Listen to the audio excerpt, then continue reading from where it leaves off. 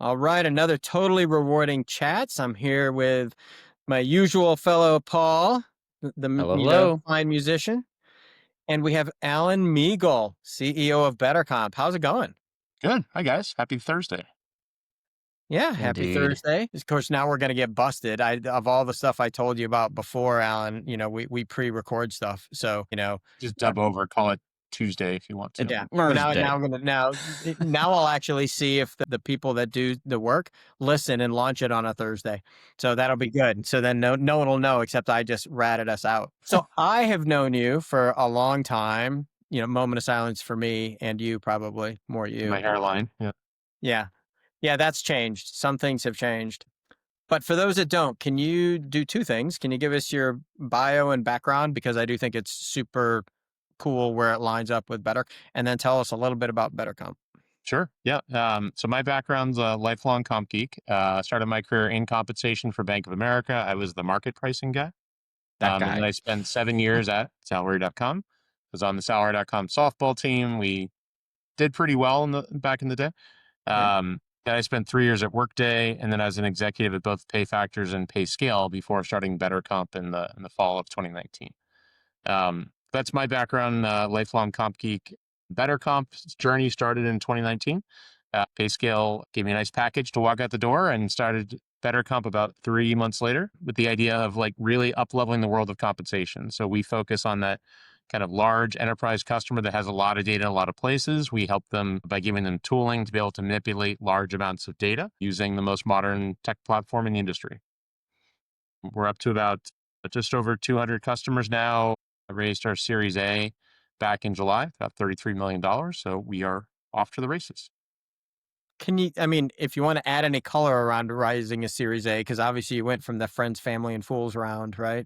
That everyone goes through fundraising, everything, and have been super successful. So can you it doesn't happen all the time to every comp company. So can you give a little insight of how that went or highlights Mm. or lowlights? Yeah. Other than your So hairline, I guess that probably changed, going through the process. it was more my weight line, honestly. It was, I put on some poundage for a while there. Um, so when we started BetterComp, part of what we looked at, we did look at raising some funds. We talked to VC. And this is back in 2021, where a lot of companies raised a lot of money with not a lot of revenue behind it. But part of what happens to you is if you raise too early, it really changes your journey. You become a VC funded company. The only way you can possibly exit is if you exit for over $1 billion. Otherwise, you kind of end up in like a slow, somewhat painful demise. We took the approach of we wanted to be able to control our own destiny for as long as we could. And so we did some friends and family. We did a couple different instruments, one of which is called convertible notes. The other one's a SAFE, which is simple agreement for future equity. But they're basically just ways that you can raise smaller rounds. So we got checks of friends and family of between 50 and up to 250 or 300K from a few investors.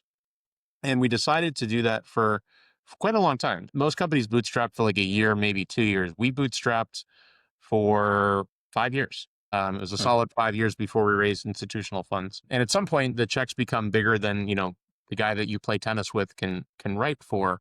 And you see a bigger opportunity in front of you. And early on, I did lose sleep over the idea of like, what if we raise funds and then we're not the owners of our own company?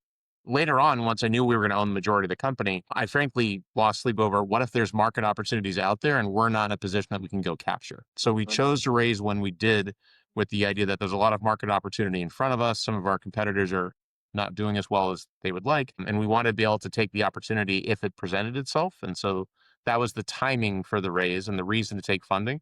But even after the raise, we do control our own destiny. We still own the majority of the company.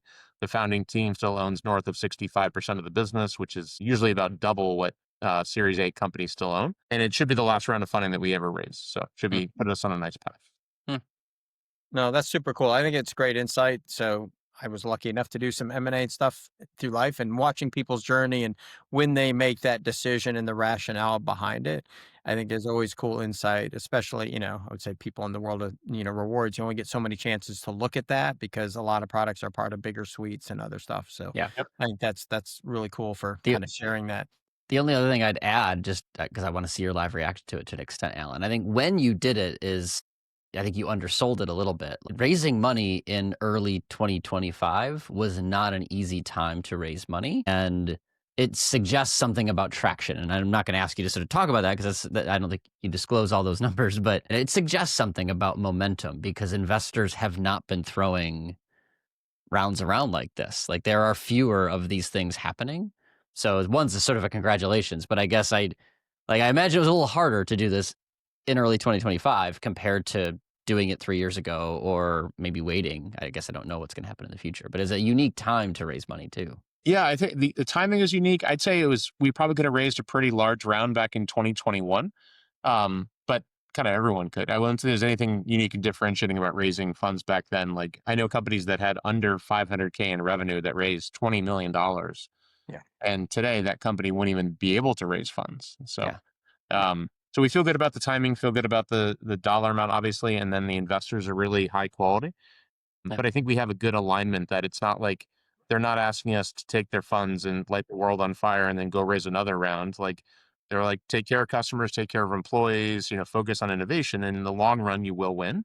But you have to find the right balance there. Yeah.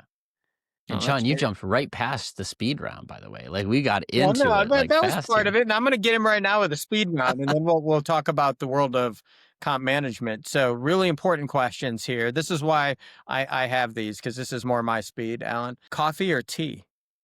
Neither. I don't drink. My caffeine is like a Diet Coke. That's about as caffeinated as So okay, you get your caffeine fix.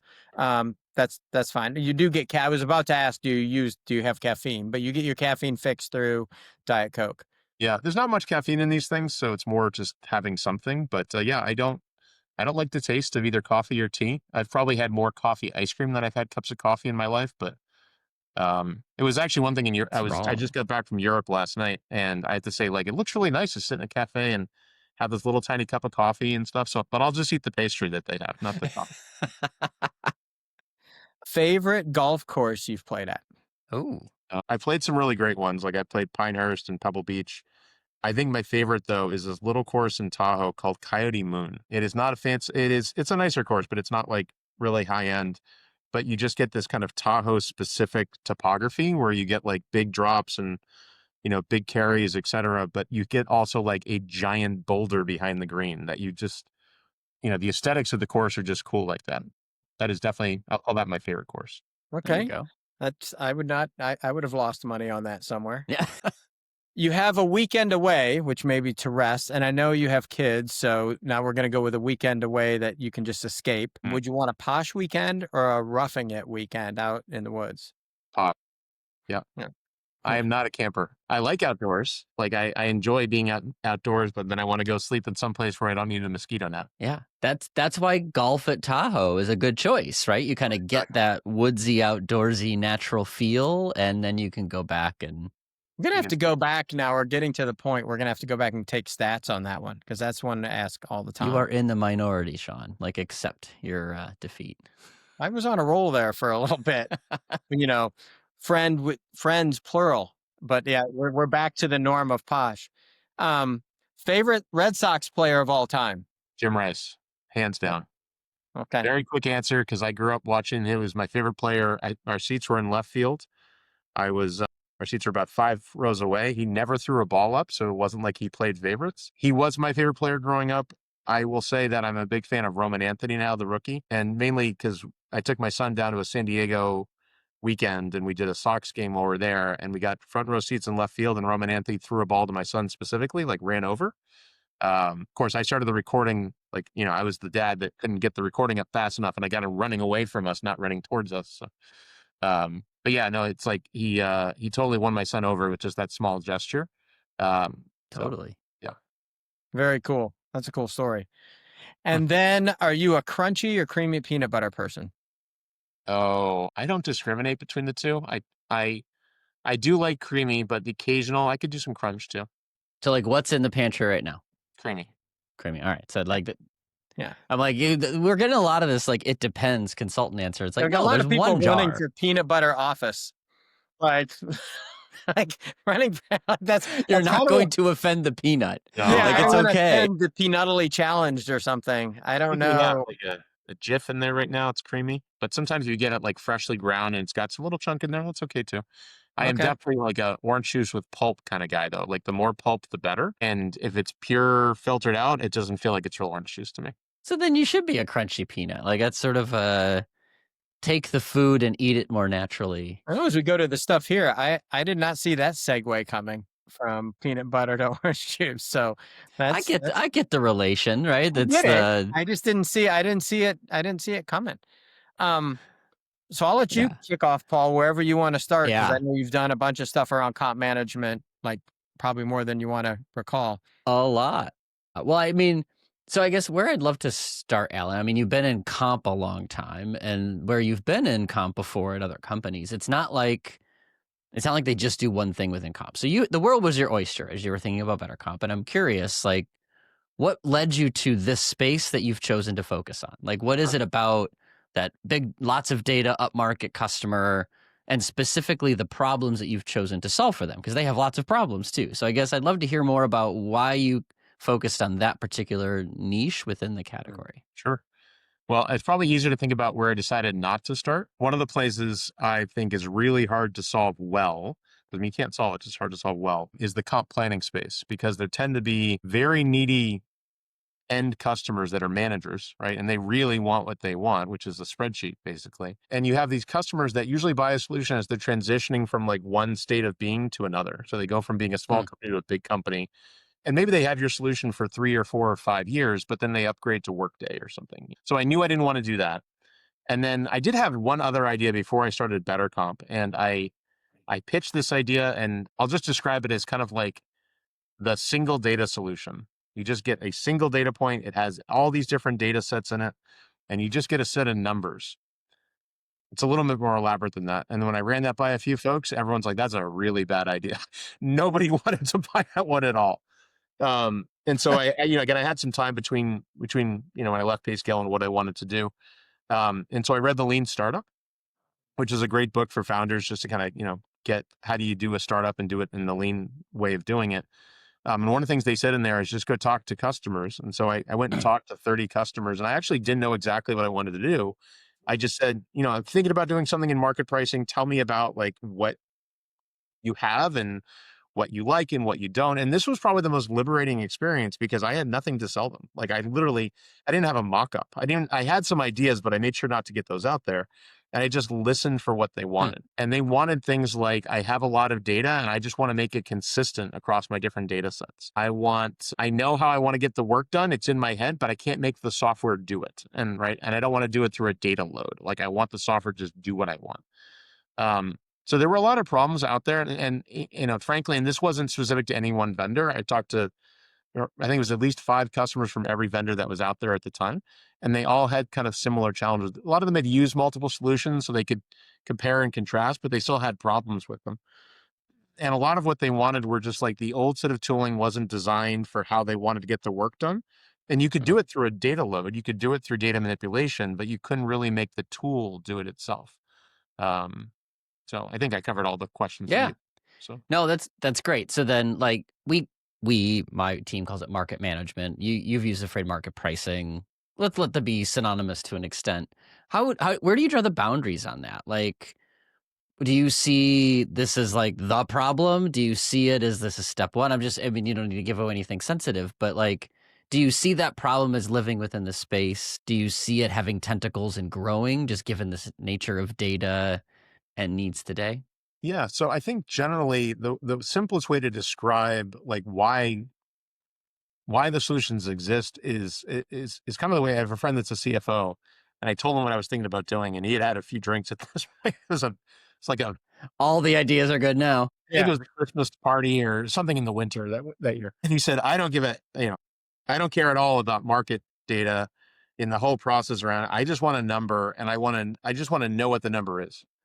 And so it kind of like, it was a nice, aside from the colorful language he used at the time, it became kind of this idea of like, what you're trying to get to is that answer. You want to know, what is my job and what should I pay it? Everything else is just noise, right? So if I have to like take different surveys and weight them, or if I have to, go buy the right data set and read the job description, like all of it's kind of noise. You really, in the end of the day, just want to get down to, what is my job and what should I pay? and everything else in the way of that is just friction. So Hmm. I think in general, like there'll probably be other growth opportunities for BetterComp, because right now we focus on kind of the upper end of the market, and it's about customers that have a lot of data from a lot of places. Frankly, we started there because we looked at the other competitors in the space and said, if we nail that, they can't get there easily, right? If we did like the bottom end of the market first, the data, I want some data. Like there's lots of data tools. You can kind of get discounts and whatnot to really drive the Right. price really low. It's not that differentiating. We wanted to go to the hardest, most complex area first, because once we did that, we could go to other areas too. Yeah. So, Yeah. You don't have to confirm or deny, but I'm on record where a use of funds we expect is to sort of come down market a bit, because there's a lot of people with problems and lots of data, just not quite as much as some of these crazy global upmarket customers. But yeah, I think to be fair too, that was smart on because the complexity problem is real, right? There's a point at which small and mid-size, like they've got to get off of $0 and the budget's small and like they have to buy your product. And it's a legit question. Can you do this well enough in Excel? right. The world's number one software provider, right? Like, so fine, the scale of some of the companies that you're working with, that's not really possible to do well. And to your point, I really like use, just because I'm not as educated as you guys, the Cheshire Cat reference a lot. If you don't know where you're going, all roads will lead you there. And I really like, Alan, the premise of like all they really want, like where I'm going is getting you a number. The rest of it's just crap along the way. But so I really like that. And that complexity piece, though, I think is why it was smart to start there, because that and the budget is high. Like, hey, we can do cool things and pull that money from this pool to pay for your stuff a different way. And then, it's always easier to pull features, right? Once you've had them all, like pulling them Right. out for people's way easier than, building them. Yeah, I'd say that if you start at if you want to go up, you can probably start at the bottom of the market and work your way up. I think the harder part has been when vendors like, they come up with an idea for mid market or, SMB or what have you, and it's a data tool, right? And then they're like, I'll just add some Radford and Mercer and WTW data. It's like, okay, now you're going from a data tool to data set management, and they're very different things. And then somewhere in the middle is like the two come together, and you want to be able to, I want to bring some of my own data because I have my own industry specific data sources, and I want some data fed to me at the same time to fill in the blanks. I think, one of our unique super strengths, frankly, is that we've been around the block for a while. We've seen this space. We've seen what companies that do well do and what companies that don't do well do. So, we'll try not to make their mistakes. We'll make our own mistakes along the way. don't repeat the sins of the others. You'll come up with your own new sins. I love it. The next question is not about what makes for a great customer for you. It's more about once somebody's decided to be a customer, what do you hope is true about them? Like, and I ask it from the frame of, for all of those people out there listening, that like, what do I need to get my house in order on my path to automation, right? Because I'm taking as a starting point, the tech doesn't solve everything. So like, what are the problems that you think they need to solve non-tech wise, so they are really ready to get the most out of technology? I think the best customer for us are the ones that, let me say, the customer that's harder to work with is the customer that says, here's what I do, and this is the way I do it. And we say, well, why do you do it that way? I don't know. I just do it that way. It's like, Because right. And again, it's like, sometimes I get it. There's sometimes like your CFO wants it a certain way. You need it a certain way. But oftentimes, like if you have a way of doing it and you're just doing it because you've done it for 5 years, you never thought about, should I be doing this? Like think about like very specific weighting methodologies. It's like, does it really matter if you weight something 2-2-1 versus 50-50-25 or 20-50-20-20-25? Not really, right? So in general, like I think customers that show up and they understand data and structure and they want to get to something more scalable. It's the customer that kind of shows up and says, especially the folks that are like the VP and the directors understand like that they have to evolve and they have to adapt, right? But they may have like a customer that they've done something a certain way and they've had a certain tool that functions. I do things A, B, E exactly in that order. And it's like, well, you could do A and B and never have to touch them again, and then do C, D, the other three letters, whatever I didn't name, and just get through the work a whole lot more efficiently. So it's kind of like what was that? I think it's a Something About Mary quote where the guy's just like really he needs like his 6-second abs and nobody doesn't want the 5-second abs. And like those are the customers where it's like, okay, we'll work with you, but it's you could be doing the twice as fast if you just thought about it a little bit differently. Hmm. To build on that, are there certain things, I guess, same question, different way, certain things that must be true for them to be able to work with you to buy the software? In other words, like you have to have this stuff or have a job art, like, I don't know. Are there things that must be true, or You got you make them go back and do some homework before they kind of, you know, get the software rolling? Yeah, so we are a data set management tool. If you don't have any data sets, we got nothing for you right now, right? Yeah. Yeah, so you got to have some surveys. And we'll help you find some surveys. So you have none, you're getting your first data sets going. We'll help you find the right data set. We'll refer you to some good top tier vendors that have good data sets. And sometimes what happens is we say, you don't have any, you don't need a solution like us until you have like 2 or 3. But if you just want one, here's one, you should just go buy it and use it. And you don't need us right now. And that's fine because the customer ends up in a better place. They remember us. We've had some customers who, we don't sell them anything and they send us, a referral to somebody else that they're like, well, I used to work at this huge Fortune 500. They need something better than what they have right now. And so again, the customer got some better data and, we got a referral into somebody that can use what we do today. Yeah. So the first mutual customer I think that we had no job architecture, no like job codes were just random numbers to some extent. So like there's no must-haves to the way you framed it, Sean. But I do think, not to stump for a particular software, but like you get more out of it if there's some frameworks and principles that you can use to sort of report and manage some of the secret sauce of BetterComp better, right? Like if your data knows that job A and job B are very similar in some way, then the software is going to do a better job at helping you manage the connections between those jobs better, or find appropriate matches, or scale them as you move into new markets, right? So it's not a requirement, but there are definitely some artifacts or some concepts that make it helpful, right? Is that a fair sort of Yeah. capture of? Say we tend to play better with customers that have a lot of data and also have some organizational structure to them. Like we do have some customers, they show up and they're like, we have no job architecture. We just have a series of random jobs. Right. And I barely know the codes that I have. Like, okay, well, we can help you. But a lot of our differentiators really come from like, you've got job families, you've got job levels, you know how your levels compare to that of surveys. Like you've seen this rodeo before, right? You know what you're doing. Again, it's always interesting when you have these sometimes you get big customers who act like small customers, right? They don't have a Totally. job architecture. They don't have consistent market matches. They sometimes cherry pick data from surveys rather than find the best match. I think we all have customers like that, but it's interesting when they're really big and they have like 20, 30, 40,000 employees. Yeah, I actually find sometimes it's more because Right. a lot of those orgs have grown through acquisition. And as a result, they've got like 3 different versions of job codes sort of dangling out there. Or maybe they managed by region once and then they decided to manage by business unit. And as a result, like you just get these Frankenstein structures that Oh, that's the interesting part, I think, of this is like company size. You have to measure by something. I think that's when people talk about it all the time, but it's really company complexity, right? You got big companies who act like little companies and little companies who have 600 people and 400 jobs legit. And you're like, okay. And they've got a bunch of data. You're like, okay, that's fine. And so that's always the interesting thing to me is you have to kind of put them in buckets. And I've always in my head, like your company, like you guys handle like it's complexity. Like I got a bazillion people in a bunch of different places with a bunch of different jobs, potentially countries. Like that's like I gotta wrangle all this up. Highly technical term. So Yeah. The way we describe it is like you bring a bunch of complexity to us. We help add structure to your complexity so you can manage it more efficiently. Right. Oftentimes, like I think a lot of people show up and they've had to do so much to massage the other systems to work the way that they want to. And they've developed their own framework for methodology. Like they have their written framework and their written thought processes. And we take those written things that they have to, the cheat sheet thing where if you know what cuts you want to use every time, why don't you go to your cheat sheet kind of stuff?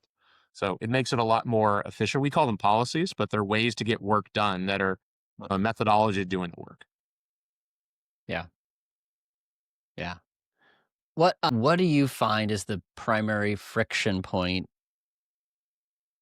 Like you kind of answered this. Maybe I want to answer differently, but like We talked about what's sort of helpful, right? What's your dream? You did describe a little bit, like somebody who's coming with a very specific, it must be done this way. But are there other like common, like just hurdles, like things that have to be overcome when somebody's thinking about moving away from spreadsheets, moving away from manual processes to automation? And maybe one of it is just acceptance that it's not going to be the same, but maybe give me the next two on the list. Like, what are the other friction points that your customers have to overcome when they're on this path towards automation?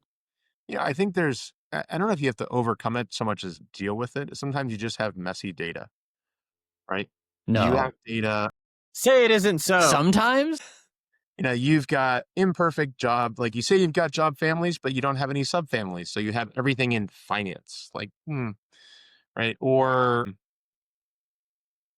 we had a customer today, it says, we're going to have data from two HRISs and some of the employee IDs are the same. How do you deal with that? I'm like, I don't. You deal with that. Yeah, that's Yeah. right. It sounds like a you thing, not a me Yeah. thing. Yeah. So I think in general, I think comp systems often find themselves as kind of the slave system to like a Workday or a PeopleSoft or what have you. And like if your system of record has messy data, like messy is different than I want to add more structure to it. Like that's okay. But if you have really messy data and you've never cleaned it up, like buying another software system's not going to fix it for you. Yeah. That's a good point. Even like your job family, subfamily, like a lot of times the data exists for a different purpose than comp management. Totally. And do you need to replace it? Do you need to supplement it? I have a customer now that's, their job family is really their org structure. Like it's not a good way to implement. They're a Workday shop, not a good way to implement Workday, but it was done. And you got to figure out, well, now where does the real job family live? Where can I put that? And you could put it directly in the comp management system, but is that the right answer? And so, yeah, I think that's a good point. Like, how does your data architecture sort of line up with what can be done in the comp tool? Is the comp system going to be the system of record, or are you going to try to clean it up somewhere else? Yeah, agreed.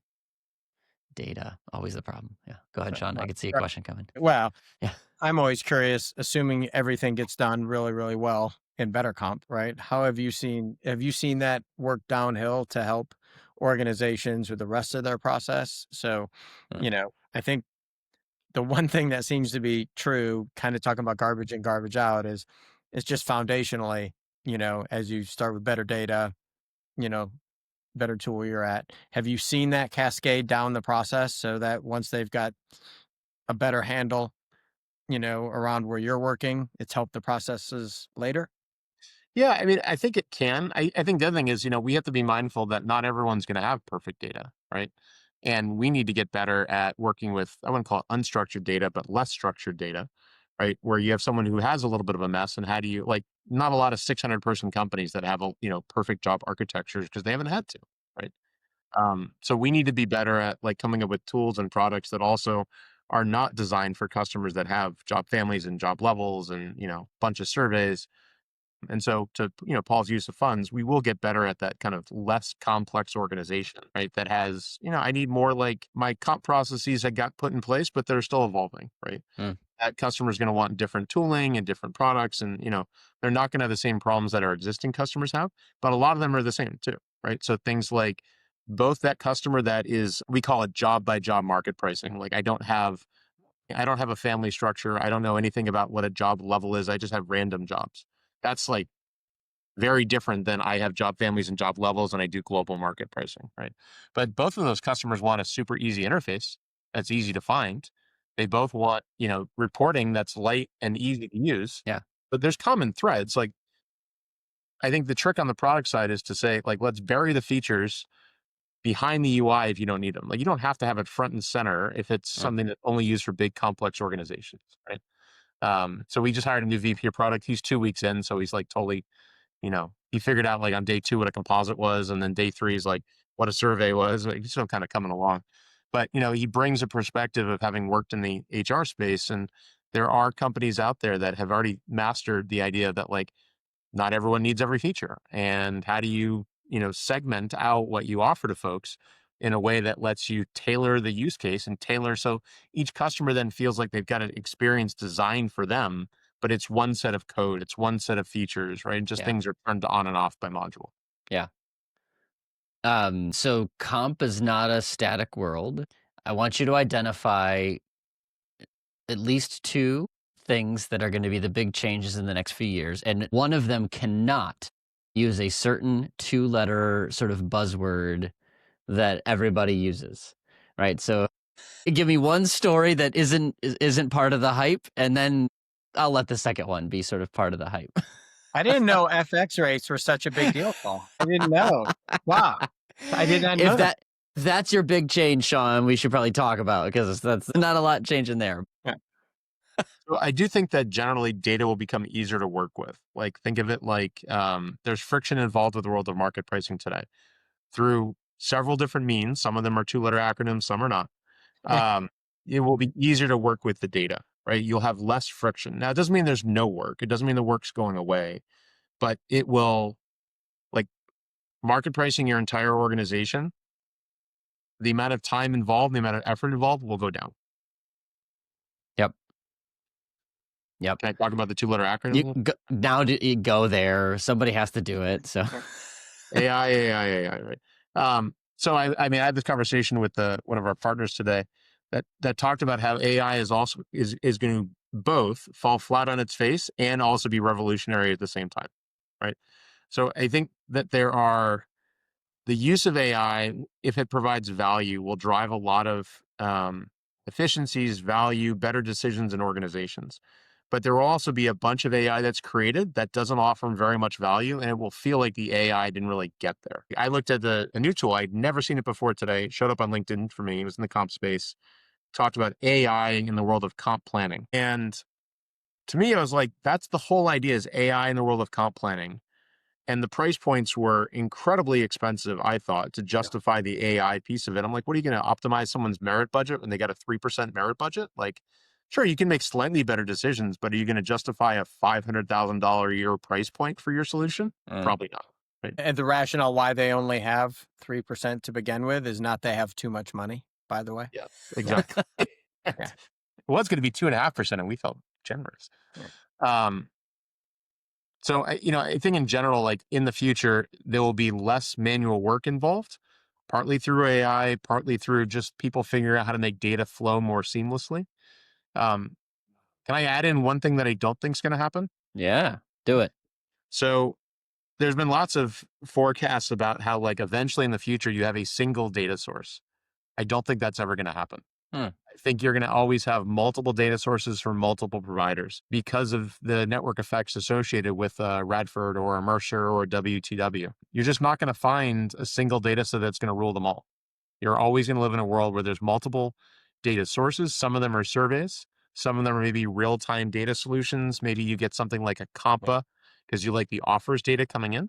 But I don't think there's a world where, one data set takes over everything. You'll at least have, like today, there's over 50 different survey vendors. 10 years from now, are there 50? Maybe. There might be more. What if AI can help you create a survey from scratch more quickly and the costs are lower? And now I can create a survey that only makes me $100,000 a year, but I only spend $10,000 a year to run it. Yeah. I mean, the trick with data, right? It's nothing is ever, in theory, if every company in the world was in one place, then you'd only need one data source. Right? Like you could sample the whole market in one spot. That's never going to be true, right? So it's how much data of what variety gives you the adequate sample so that you have confidence that it represents the underlying market. And now I'm going to add a vector to that, which is, and helps you understand how the market might be changing for people looking for jobs today, right? Because that's, if you think about one of the challenges with surveys in the past, not to go on that soapbox, but the data is just old by the time you get it. And it doesn't give you that second, that first derivative, right? How fast is it changing sort of concept? And that's where a lot of the new data sources have been focused, is on speed and time. So you need both sample breadth to represent like my competitive market and something that helps you know if it's changing. And that's just hard to do in one provider when you need sort of hyper local in some circumstances, industry in other circumstances. So I think you're probably right there. I agree, Alan. I think 50 short. I think globally there's got to be thousands of survey providers already. I think people can get into the market. So I think the unique position that you're in, with people providing comp management, the problem to tackle is kind of what you said. There's not that there's 50 survey providers, if that's the number we wanted to say, I think there'll still be 50, to your point, maybe 100, but another 100 other alternative data sources. And now, how do you blend them, put them in, decide which jobs I want to use Yeah. external data with not like the complexity now is kind of exponential on this because of the amount of data, even just migrating data, right? So you use the same, data sources over years, you're like, the number moves a little, whatever. Like, how do you flatten that curve? How do you deal with those ranges move? How do you deal with stuff moving with other data sources? And by the way, the budgets for comp teams, they don't usually get a ton of money. So they're going to have to move. Well, so what ends up happening is they can't have the same three surveys. Like I would say, you can't have the same three surveys if that's the number, Yeah. and add a data source and kind of see the pro. You have to throw one out to be able to afford the other stuff. And so how do you deal with that math? And that's why I think like the complexity involved where you're at, where people say AI is going to make it, you know, simpler, is also going to make it harder. And I'll date myself and kind of reiterate one of the points you made. When the internet came out, and I'm that old, and the businesses were really kind of firing up on that side, there were a lot of people doing interwebs things that didn't make money, right? They were kind of cool, flashy, whatever. And That's the world .com. sorts itself out. And the world sorted itself out based on like, were you providing a thing that had value Yeah. and people would pay for? Like, Yeah. you don't have to overbake it. So I agree with you, Alan. There's like pay a reasonable fee for it, right? So the commercial model works itself out. So I agree with you. We're Yeah. in this place where it's going to be great, and we're just going to see, has that company been around? You guys, like you guys have seen, like whatever you said, we've seen shit, right? Yeah. Like those companies understand and can use it as a tool as Yeah. part of it because they've been around and understand it. Yeah. But I think it is that's going to be a really cool time to watch the 2-letter word yeah. as things go. Yeah, that's my phrase, right? Is it going to be a tool or is it going to be a toy? And people are willing to pay for tools, but companies I don't also, typically I'll pay throw for out there, toys. I think it'd be interesting, Alan, your perspective, like we're not seeing the pay side of it yet. In other words, the AI costs money, and that hasn't been thrown in really yet into the market. And to your point, I think that just reiterates, are you solving a problem that is worth spending? Because Yeah. that cost is going to have to eaten by you. It's eventually going to go to somebody. And so I think that's coming, I think, as well. And so again, if you're just flashy trying to do something and nobody, you don't have a revenue model, Yeah. you obviously can't pay for it. Yeah. Well, I think, the pay for it is interesting too, because I think what a lot of vendors have done is they've talked about, any kind of AI is AI, right? And so to Paul's point about it being a toy, there's a lot of AI out there that's really just automating like it automates a search process. It makes the search a little faster. Like, well, how much is that worth? Like, it's okay. I like it. Like, I'd rather have it than not, but do I want to pay an extra, whatever, 10 grand a year for it? Probably not. But something that helps me make better decisions and I can retain my employees better and I can, hire better or make smarter offers. Like, sure, there's value in that because I can tie that directly back to like if a tool out there Yeah. can improve my offer acceptance rate by 10% and I can fill my roles 10% faster. Yeah, I'm going to drive value in the organization because I'm getting people into butts into seats faster and they're productive. Yeah. Yeah. So we're gonna quickly come up against sort of an end of timeline here. So Alan, our closing question typically is like pick a problem that you could magically solve. No constraints, no budget needed. Like what's the big HR problem or comp problem that you would automatically choose to solve? Like you had to put it in HR because I had another one, which is You be you, man. If you want to go bigger, that's I fine. mean, if it's solving the Red Sox rotation or something, you can put oh, it right to the side. But no, you do you on this if it's in the company pace. That's right. so I think like in the broader world, honestly, I think the energy problem is the biggest, most challenging one. That like energy is hard to produce, and to spin up a new factory, right, a new energy plant is not an easy thing to do, right? Especially the world of AI eating the world's energy. You get I forget how many gigabytes the U.S. has. I think it's like 1 going to 2. China is like 2 going to 8 in the same amount of time, right? And if we don't have enough energy, your AI can't run effectively in the future. So I think honestly, energy is gonna be the hardest one to solve, especially with the politicized environment that we live in. You need a big new deal kind of thing to go find new sources of energy for talking like, you know, tons of energy sitting out there. You're not going to solve it with solar panels on your roof. Right? Yeah. I figure we're all going to attach extension cords to the top of a clock tower, and when the lightning strikes, we're just going to harness it in a device that we all dream up when we fall off the toilet late one night. Like, that's what I imagine is the solution at some point in the future. So funny enough, Alan just became probably, when this airs, my youngest works for one of the largest community solar company. She's huge into the solar energy and berates me consistently for AI and the energy consumption, et cetera. So you probably it really moved up to the top of somebody's list on that, because she's not wrong. Like, I've learned a ton from that. And that's where my point is, like, because it's so expensive, the way that you deal with it, it's not an unlimited cap. So obviously it's just supply and demand.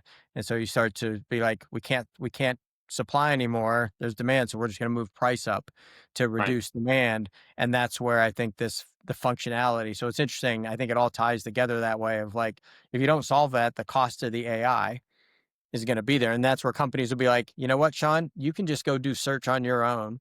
Like, do that yourself, not using AI. Yeah. We're spending on this thing over here that puts 10%, reduces time to fill by 10% because there's legit money there. Sure. Yeah. That's a cool answer. Yeah. So A little different. Yeah. yeah, thanks so much. I really appreciate it. It's always good to get another, Red Sox fan on. That's always a bonus. We should have had Red Sox gear on. I should have gotten out in front of this and got some Red Sox gear on. I just appreciate that Paul's got the good, better, best comp in the background. So yeah, know, for those listening, the Spotify, Apple, whatever, Paul has a whiteboard in the back, so you can always go on YouTube and see it. But then, unfortunately, you have to look at Paul and I at the same time. On his whiteboard, he wrote good comp, better comp, best comp, and crossed off better and good. So no, best and good. best and Better's good. not crossed off. We landed on BetterComp, right? Yeah. Clearly, that was the Landed right on answer. BetterComp. I'm gonna start a company and call it Even BetterComp, just to get after you, Alan. no, honestly, the genesis of the name was about the idea of always getting better and furthering yourself, not getting to the best. So it is a be, not a destination. So I see what you did So there. Paul's right now going online and getting even better comp. So your whole premise going to be faster, even better comp. Like, I'll just keep putting those adverbs in front of it. long URL. Hey man, thanks. I really appreciate you taking the time out with everything going on. I really appreciate you taking the time out. Always great to catch up. I appreciate it. Thanks, Alan. Appreciate it. Thanks for having me, guys. Appreciate it.